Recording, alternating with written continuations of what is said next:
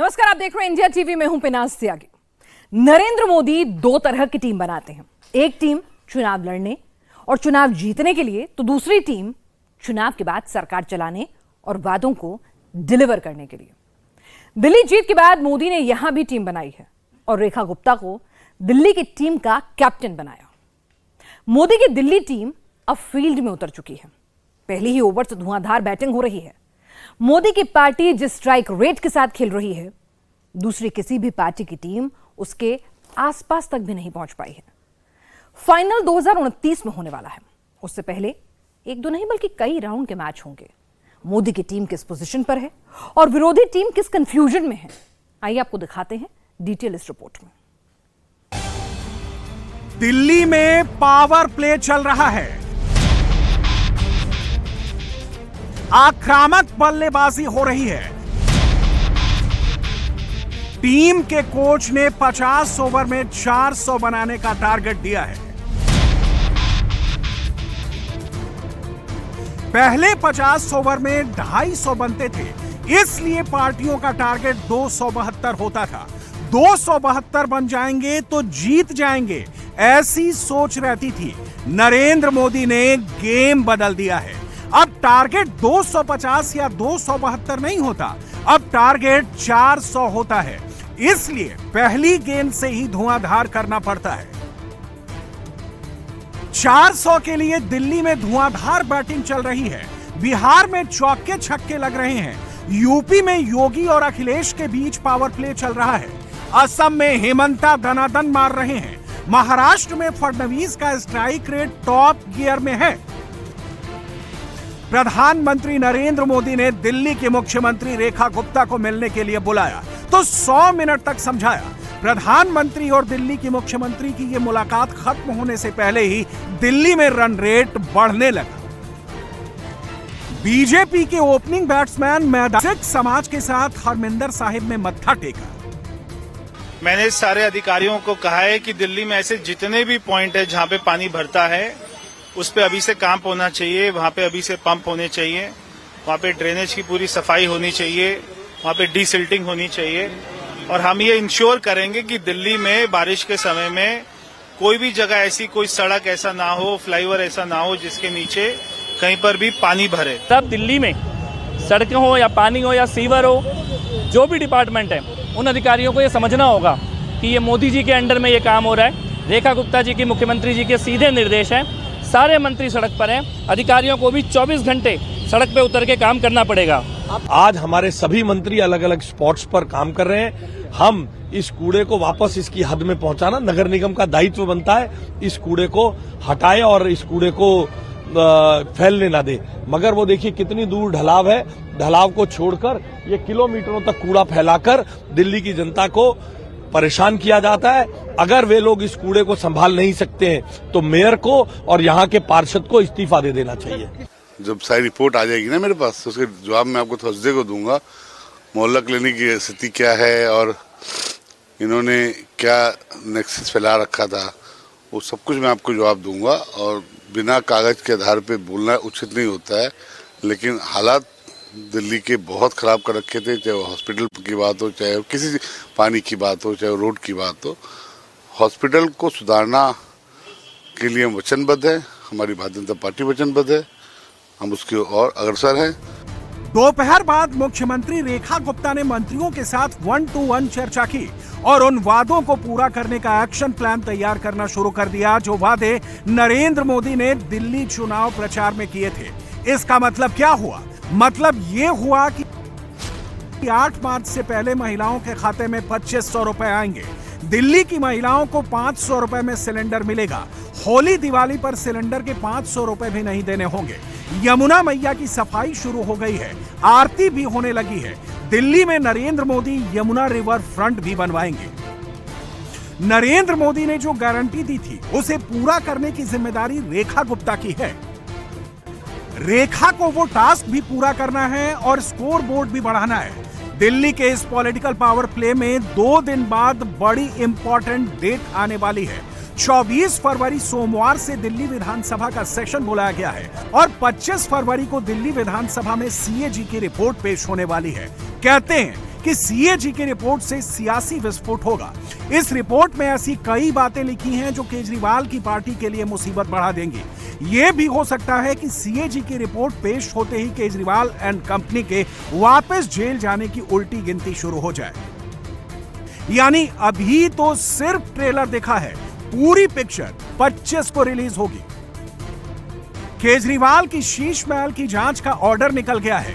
CAG report से जांच को नया डायरेक्शन मिलेगा। केजरीवाल की नई शराब नीति की भी जांच हो रही है। इन दोनों जांच से डायरेक्ट केजरीवाल पर शिकंजा कसता है। शेल्टर होम की जांच से भी केजरीवाल की मुश्किल बढ़ती है। मोहल्ला क्लिनिक की जांच से सिसोदिया के फंसने की संभावना बढ़ती है। स्कूलों के बजट की जांच से भी सिसोदिया पर आंच आती है। प्राइवेट स्टाफ की नियुक्ति की जांच से आतिशी घेरे में आती है। मनमाने सरकारी विज्ञापनों की जांच से केजरीवाल और आतिशी दोनों फंसते हैं। दिल्ली जल बोर्ड में गड़बड़ी की जांच से सौरभ भारद्वाज की मुश्किल बढ़ सकती है। दिल्ली वक्फ बोर्ड पहले से जांच के दायरे में है। नई सरकार के रुख से अमानतुल्लाह खान पर शिकंजा कसता है। दिल्ली में जब से सरकार बदली है, अरविंद केजरीवाल की पार्टी की सांसें उखड़ी हुई हैं। हर दिन होने वाली प्रेस कॉन्फ्रेंस बंद हो गई है। केजरीवाल ने कैमरे पर आना बंद कर दिया है।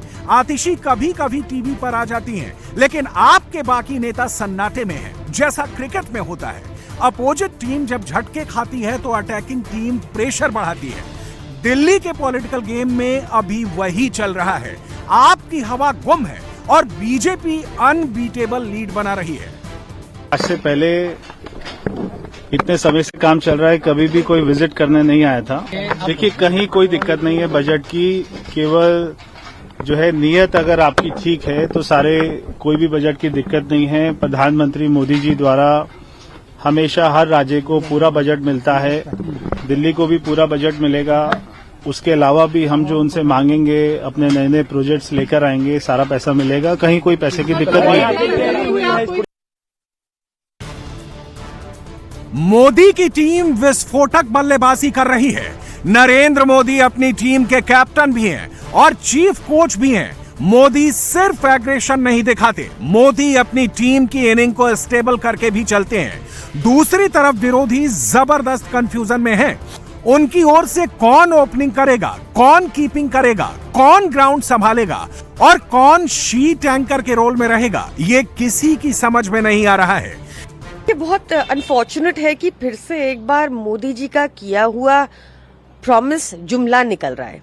उन्होंने कहा था, भरे मंच से कहा था कि पहली कैबिनेट मीटिंग होते ही ये प्रस्ताव पारित हो जाएगा और 2500 रुपया हर महिला के खाते में आना शुरू हो जाएगा।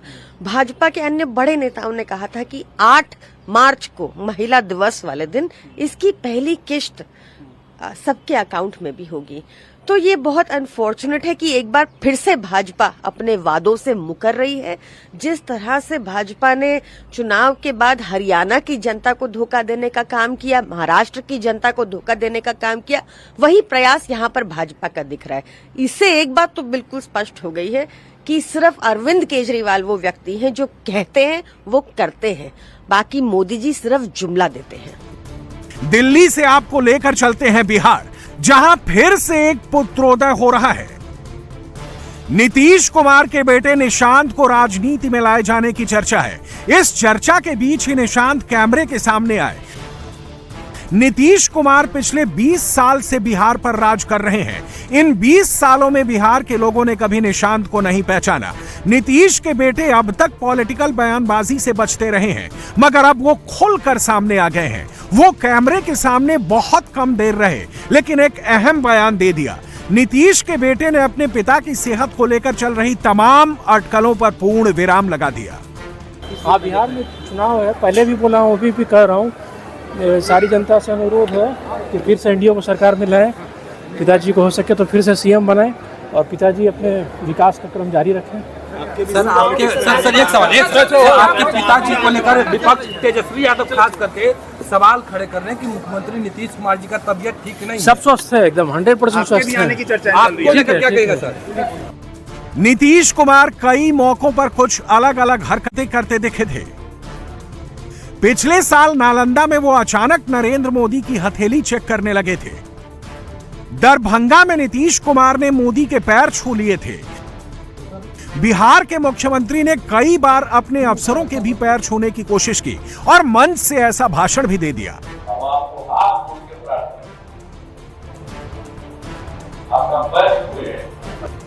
तेजस्वी यादव ने इसे लेकर नीतीश कुमार पर हमला बोला था।